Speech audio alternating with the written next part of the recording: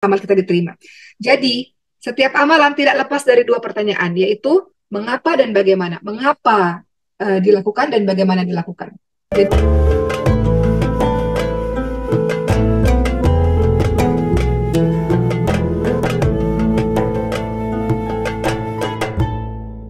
Assalamualaikum warahmatullahi wabarakatuh. Alhamdulillahi rabbil alamin wa bihi nasta'in ala umuri dunya waddin wassalatu wassalamu ala asyrafil anbiya wal mursalin wa ala alihi wa sahbihi ajma'in amma ba'd rabbi shrah li sadri wa yassir li amri wa hlul 'uqdatam min lisani yafqahu qawli amin amin ya rabbal alamin. Baik, apa kabar teman-teman semuanya? Semoga semuanya dalam keadaan baik, seluruh teman-teman Waskolovat di berbagai macam cabang. Dan juga seluruh teman-teman yang saat ini mungkin sambil bekerja, mendengarkan tausiah ini. Mungkin teman-teman ada yang berada dalam perjalanan, mungkin ada yang sambil jaga warungnya, jaga tokonya, ataupun di rumahnya. Alhamdulillah pada hari ini kita bertemu kembali. Sudah 2 minggu ini memang kita pakai 2 kamera ya teman-teman sekalian, jadi mohon maaf masih terus diatur karena masing-masing ada yang jumlahnya 800 di satu grup, ada yang jumlahnya 700 di satu grup gitu, sehingga kita belum bisa untuk menggabungkan di satu grup, jadi kita harus bagi-bagi. Tapi alhamdulillah hari ini mudah-mudahan kita bisa membahas sesuatu yang penting bagi diri Uma dan juga diri teman-teman semua yang berkaitan dengan penyakit hati. Mungkin teman-teman sering bertanya-tanya atau teman-teman sering berpikir, saya ini termasuk orang yang hatinya gimana ya? Apakah saya termasuk orang yang punya hati yang sakit, atau hati yang mati, atau hati yang hidup, atau hati yang seperti apa ya?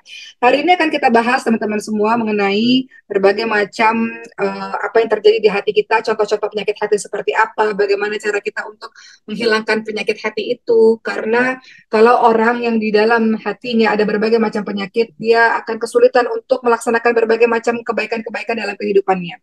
Dia akan kesulitan untuk menjalankan fokus dalam kehidupannya karena begitu banyaknya penyakit yang bercokol di hatinya.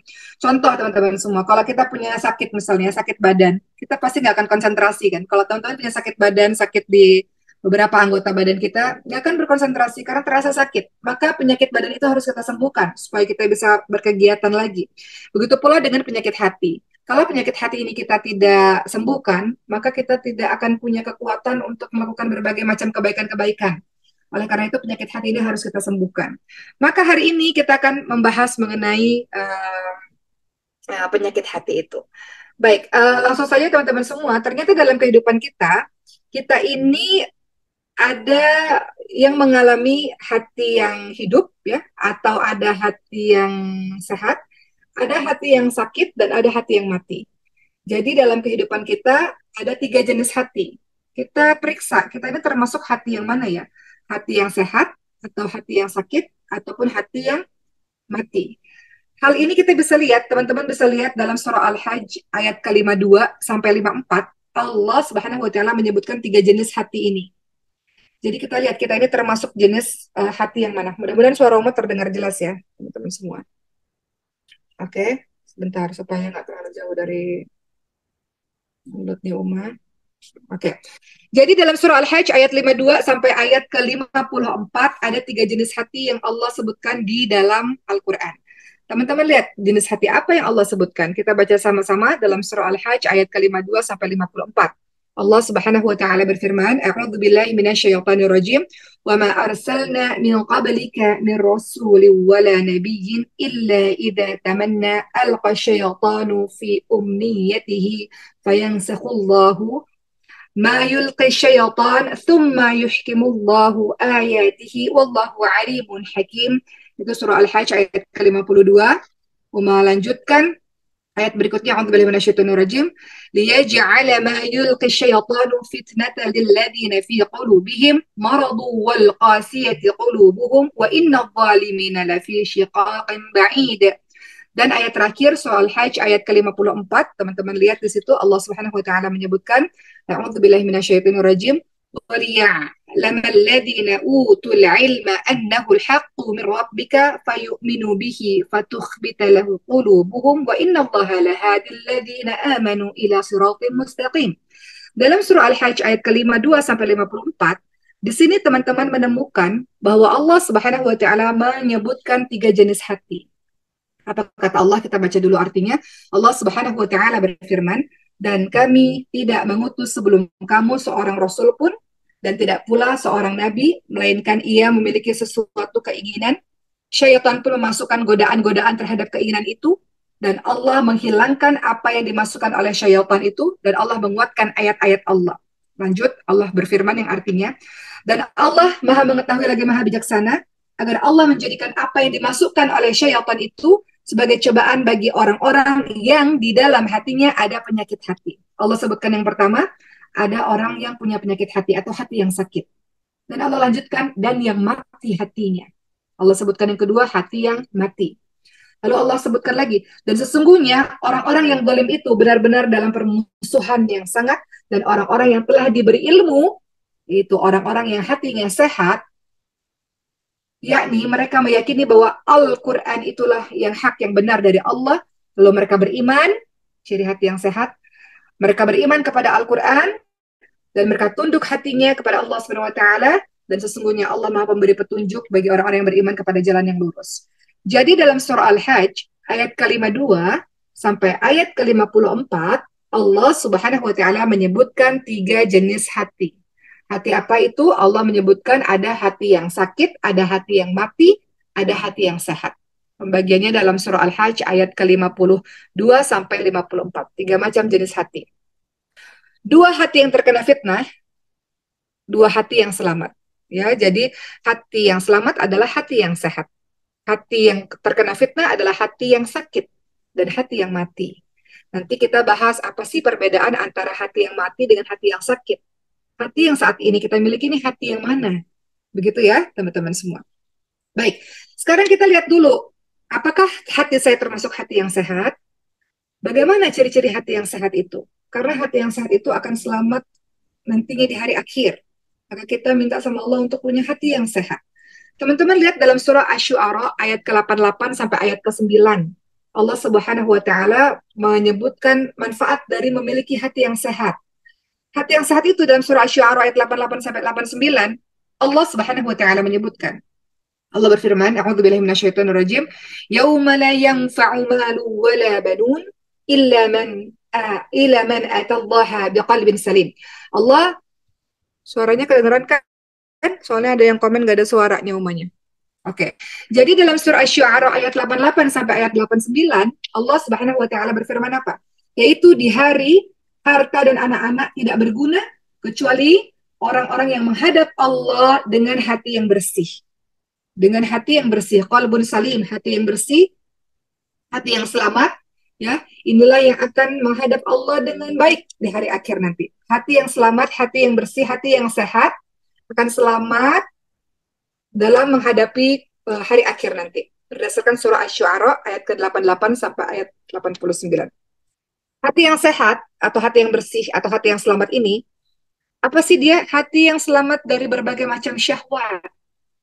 Ya, hati yang selamat dari berbagai macam syahwat yang dia menyelisihi atau dia berusaha dia jaga betul-betul agar tidak memperturutkan hawa nafsunya, dia jaga betul-betul agar hati ini tidak melaksanakan apa-apa yang dilarang oleh Allah, tidak melaksanakan apa-apa yang bertentangan dengan Allah Subhanahu wa taala.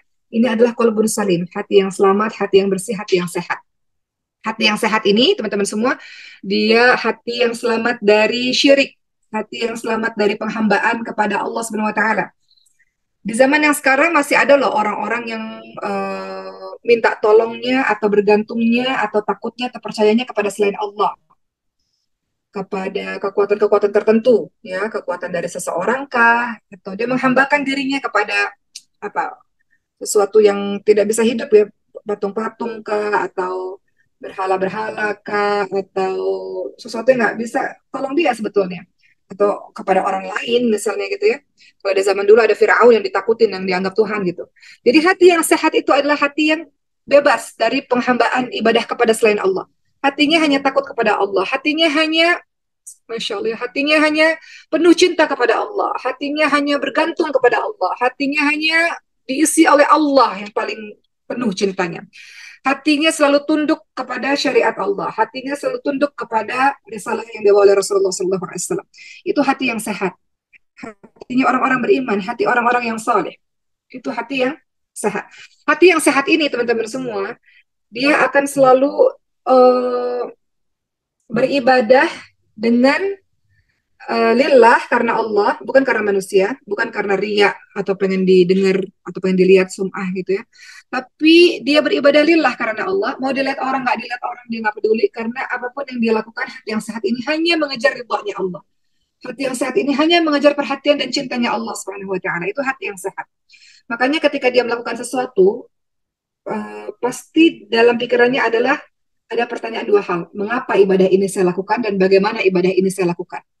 Karena dua hal ini menentukan ibadah ini diterima oleh Allah, dan dua hal ini menentukan hatinya menjadi hati yang sehat, hati yang bersih. Teman-teman tahu, ibadah yang diterima oleh Allah itu ibadah yang lillah dan mengikuti apa yang telah dicontohkan oleh Rasulullah SAW. Makanya ketika hati orang yang bersih, hati orang yang sehat, hati orang yang selamat, ketika dia melakukan sesuatu, ciri-cirinya, dia pasti akan tanya, mengapa ya saya lakukan ibadah ini? Atau mengapa ya saya lakukan perbuatan ini? Oh, saya lakukan ini supaya Allah ridha, karena Allah senang, karena Allah suka, lillah.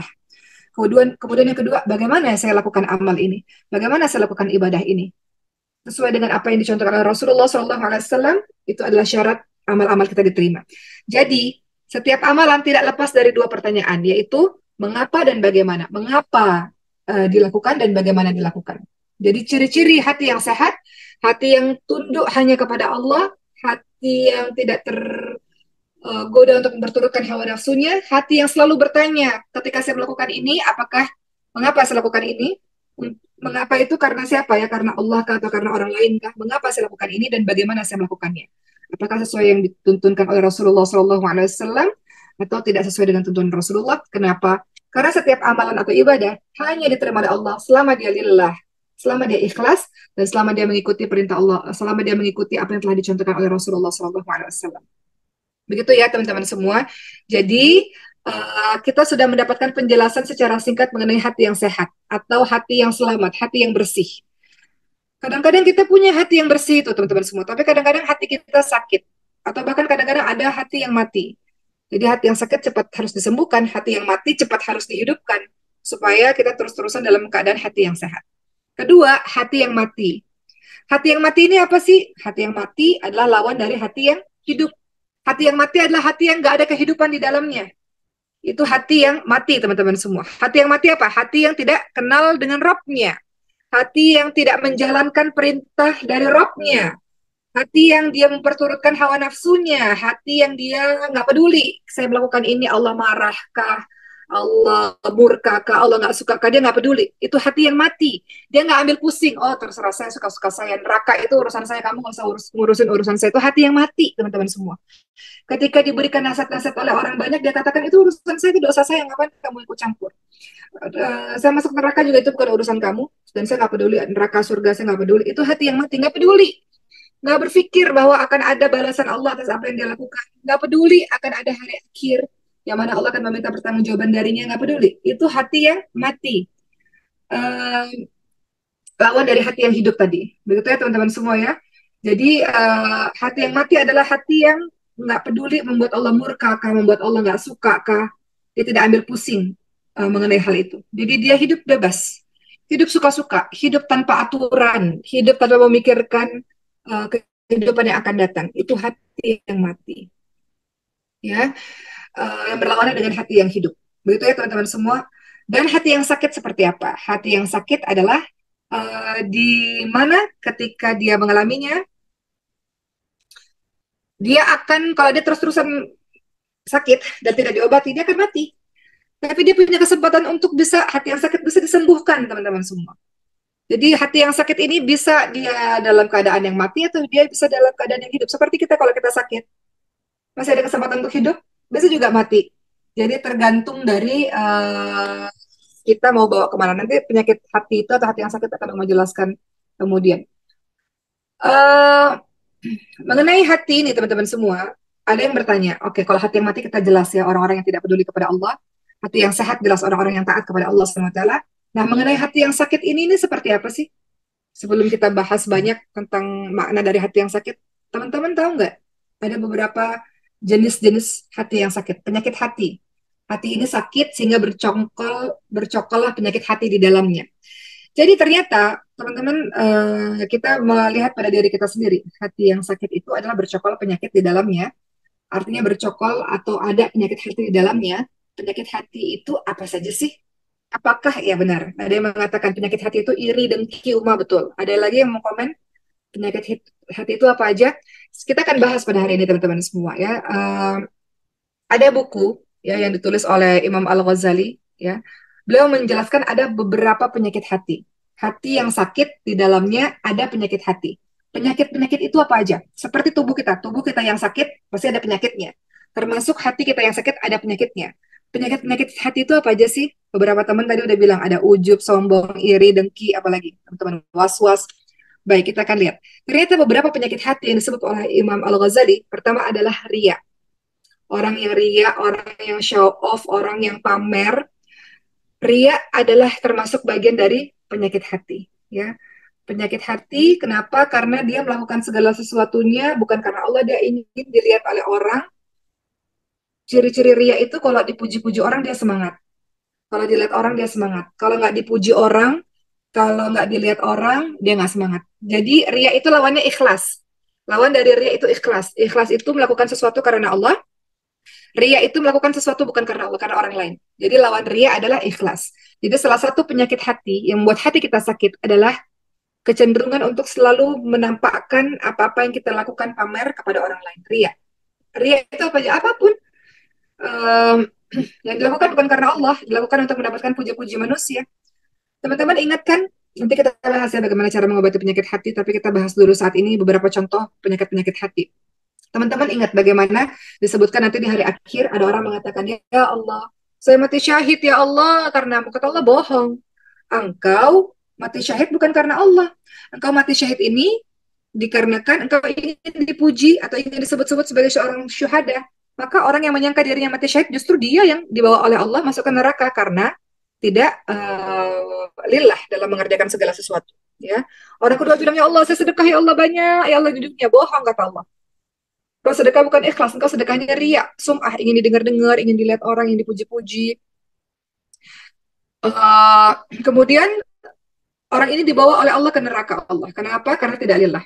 Kemudian yang ketiga, oh saya baca Quran, saya belajar Quran, belajar agama. Kata Allah, bohong kau belajar agama karena kau ingin dipuji-puji manusia. Ingin didengar-dengar manusia, ingin terhormat di mata manusia. Justru orang yang menyangka dirinya bawa hafalan Quran banyak, yang suaranya bagus, justru dia dimasukkan ke neraka Allah karena ria. Tadi ada yang bertanya sama Uma di chat sini, apakah update status termasuk ria atau enggak? Innamal a'malu binniyah. Tergantung dari niatnya. Kita nggak bisa mencap orang, oh dia ria, nggak bisa. Yang tahu ria atau enggak dirinya sendiri, teman-teman semua. Kita nggak bisa mengatakan orang itu ria hanya karena dia posting ibadahnya. Enggak, karena ria itu sangat tersembunyi. Yang tahu hanya dia dan Allah Subhanahu wa taala. Yang harusnya merasa ria adalah diri kita sendiri. Apakah kita ria atau ikhlas? Dan kita nggak bisa menghakimi orang lain dia ria atau dia ikhlas karena segala sesuatu tergantung niat. Kalau kita posting misalnya, ada orang contohnya teman-teman sekalian, ada orang baca Quran, kemudian dia posting, dia lagi baca Quran. Menurut kita dia ria, menurut dia enggak. Saya posting, saya nggak posting, dilihat orang nggak dilihat orang, tetap sama kok saya baca Quran kok.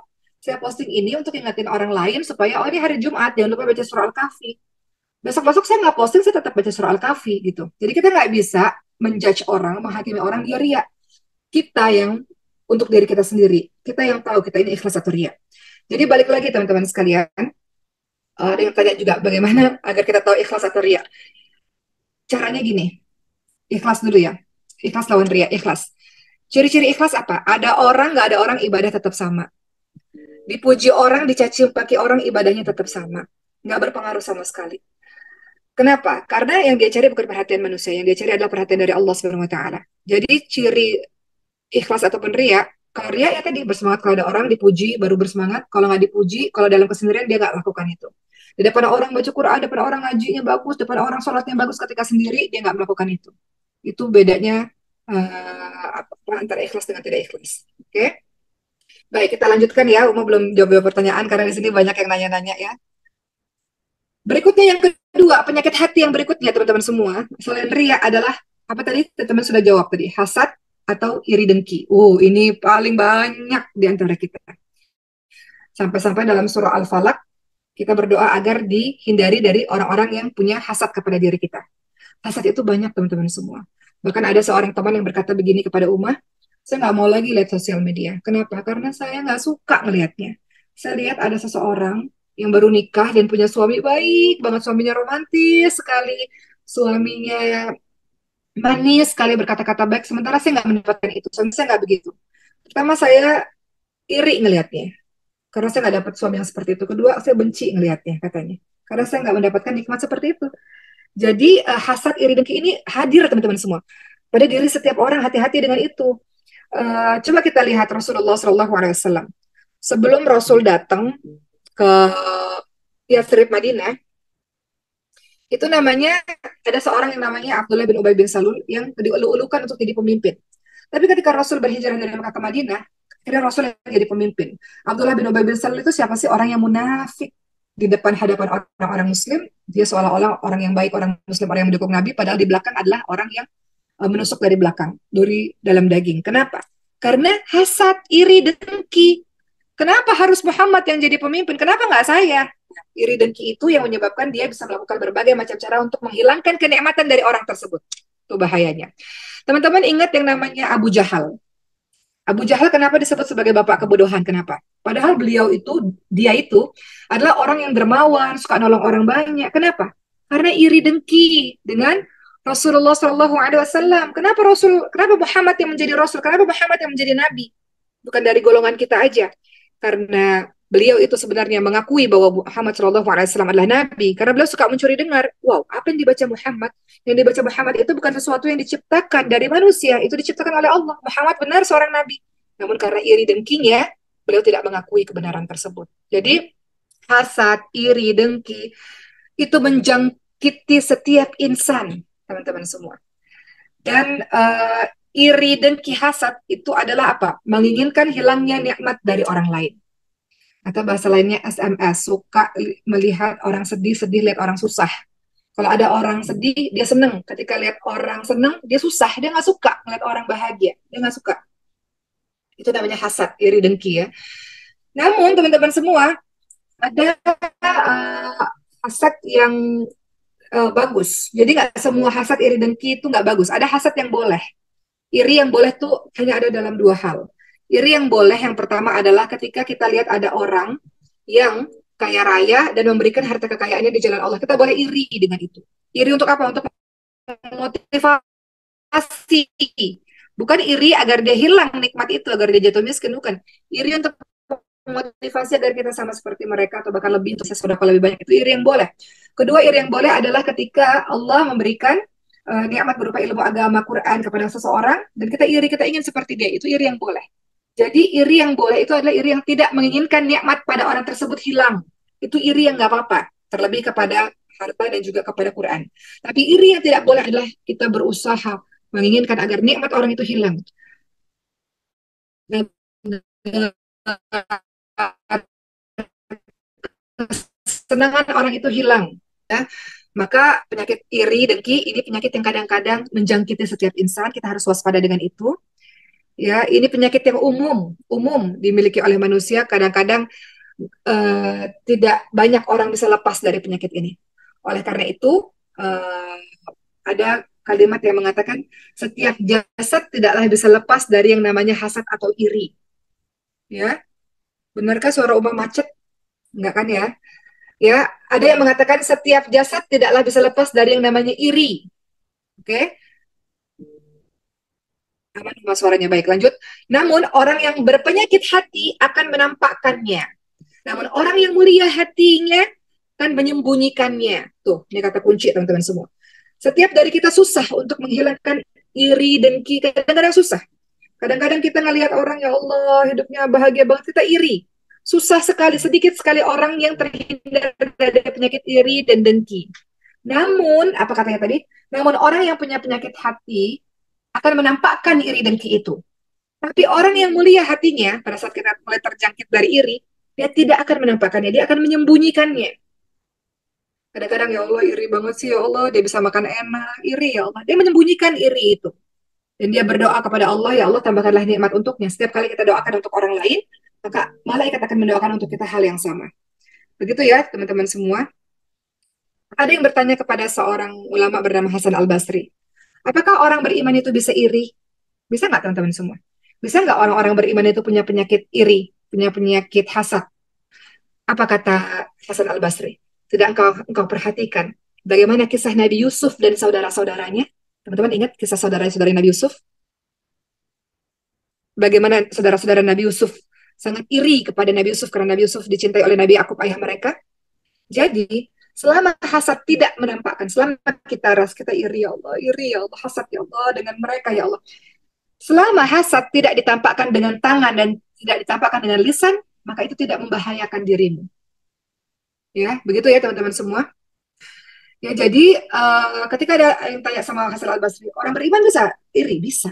Bisa aja. Namun selama iri, selama hasad itu tidak ditampakkan dengan tangan dan lisan, maka itu tidak membahayakan dirimu. Cukup di hatimu aja, udah. Seperti teman saya tadi katakan, aduh saya iri banget sama dia punya suami yang baik. Habis itu saya nggak mau lagi punya sosial media. Saya nggak mau lihat sosial media untuk menjaga lisan saya, untuk menjaga mata saya, untuk menjaga hati saya.